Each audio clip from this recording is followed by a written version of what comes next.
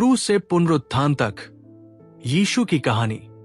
एक हल्की ठंडी हवा बह रही थी जब यरूशलेम की सड़कों पर हलचल बढ़ गई।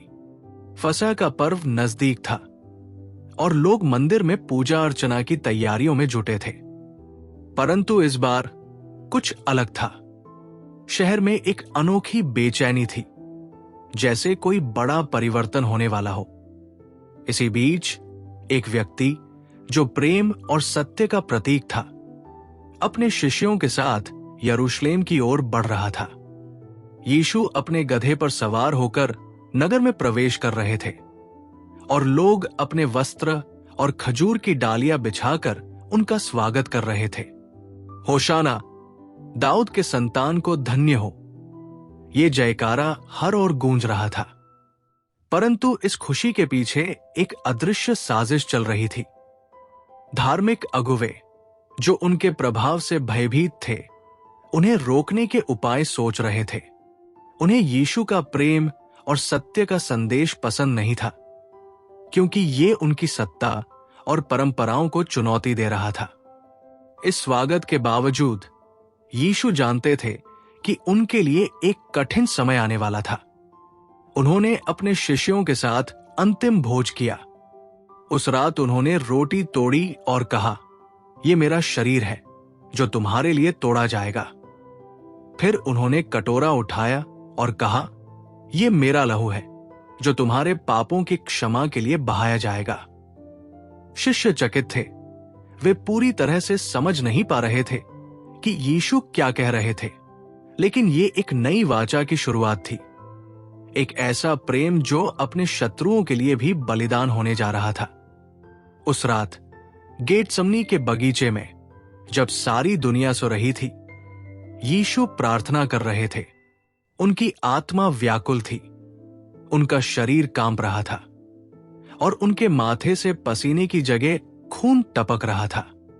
उन्होंने अपने पिता से प्रार्थना की, हे पिता, यदि संभव हो तो ये कटोरा मुझसे टल जाए, परंतु मेरी नहीं, तेरी इच्छा पूरी हो। ये वो क्षण था जब प्रेम ने पीड़ा को स्वीकार कर लिया, जब उद्धार ने स्वयं को बलिदान के लिए प्रस्तुत कर दिया। इसी बीच यहूदा, जो उनका एक शिष्य था, सैनिकों के साथ वहां पहुंचा। उसने यीशु को चूमा। यह प्रेम का प्रतीक था, लेकिन इस बार यह विश्वासघात का संकेत बन गया। सैनिकों ने यीशु को पकड़ लिया और उनके साथ क्रूरता से पेश आए।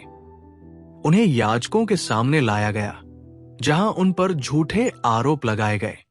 लोग जो कुछ दिन पहले होशाना के नारे लगा रहे थे, अब इसे क्रूस पर चढ़ाओ चिल्ला रहे थे। पिलातुस, जो उस क्षेत्र का रोमी राज्यपाल था, यीशु में कोई दोष नहीं पाया, लेकिन भीड़ के दबाव में आकर उसने उन्हें कोड़े मारने का आदेश दिया। उनके शरीर पर चाबुकों के निशान उभर आए, उनकी पीठ लहूलुहान हो गई और उनके सिर पर कांटों का मुकुट रखा गया। सैनिकों ने उनका उपहास उड़ाया, उन्हें मारा और ठाके लगाए, देखो यहूदियों का राजा। लेकिन यीशु ने कोई प्रतिशोध नहीं लिया। उनका प्रेम इतना महान था कि उन्होंने अपने कष्टों को धैर्यपूर्वक सहन किया। फिर वो क्षण आया जब उन्हें भारी लकड़ी का क्रूस अपने कंधों पर उठाकर गोलगोथा की ओर ले जाया गया। हर कदम उनके लिए असहनीय पीड़ा से भरा था, लेकिन उनके मन में केवल एक ही विचार था, मानवता के उद्धार का। जब वे उस पहाड़ी पर पहुंचे तो सैनिकों ने उनके हाथों और पैरों में कीलें ठोंक दी और उन्हें क्रूस पर लटका दिया। दोपहर का समय था, लेकिन अचानक अंधकार छा गया। हवा में अजीब सी घबराहट थी। क्रूस पर से उन्होंने अपने पिता को पुकारा, हे मेरे परमेश्वर, तूने मुझे क्यों छोड़ दिया? उनके शरीर में असहनीय पीड़ा थी, लेकिन उनके हृदय में क्षमा का भाव बना रहा। उन्होंने अपने सताने वालों के लिए प्रार्थना की, हे पिता, इन्हें क्षमा कर, क्योंकि ये नहीं जानते कि ये क्या कर रहे हैं। फिर उन्होंने अपनी अंतिम सांस लेते हुए कहा, पूर्ण हुआ, और उनके सिर ने झुककर शांति ग्रहण कर ली। वो क्षण था जब प्रेम ने अपनी पराकाष्ठा दिखाई, जब उद्धार ने पूर्णता प्राप्त की। उस समय मंदिर का पर्दा फट गया, धरती कांप उठी और कब्रें खुल गई। ये केवल एक मृत्यु नहीं थी, ये एक नई शुरुआत थी। लेकिन कहानी यहीं समाप्त नहीं हुई। सबने सोचा कि अंधकार ने प्रकाश को पराजित कर दिया, लेकिन वे ये नहीं जानते थे कि ये केवल एक अस्थायी विराम था।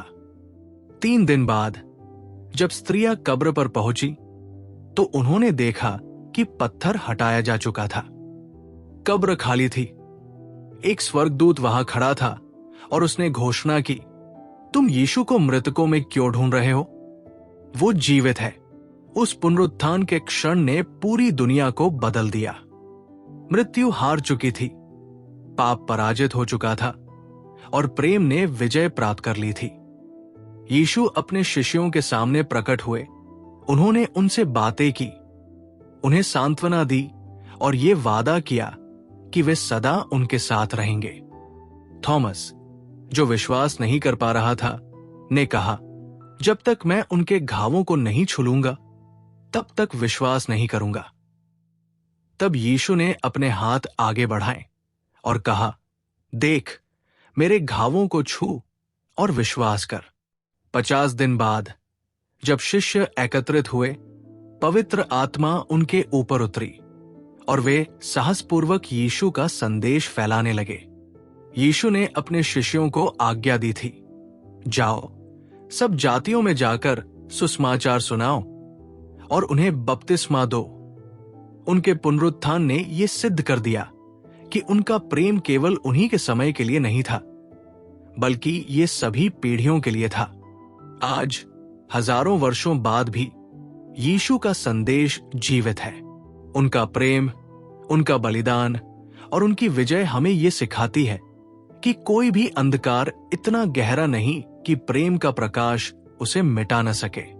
वे मृत्यु पर जय पाने वाले उद्धार करता है, और जो कोई भी उन पर विश्वास करता है उसे अनंत जीवन मिलता है। उनका जीवन केवल एक ऐतिहासिक घटना नहीं, बल्कि एक चिरस्थायी सत्य है जो हर हृदय को बदल सकता है। क्रूस से पुनरुत्थान तक की ये यात्रा हमें याद दिलाती है कि प्रेम सबसे बड़ी शक्ति है। चाहे संसार हमें अस्वीकार करे, चाहे हम दर्द और कठिनाइयों से गुजरें, यीशु हमें सिखाते हैं कि सच्चा प्रेम त्याग और क्षमा में है। उन्होंने अपने जीवन से यह प्रमाणित किया कि ईश्वर का प्रेम कभी समाप्त नहीं होता और उनकी ज्योति हमेशा हमारे साथ रहती है।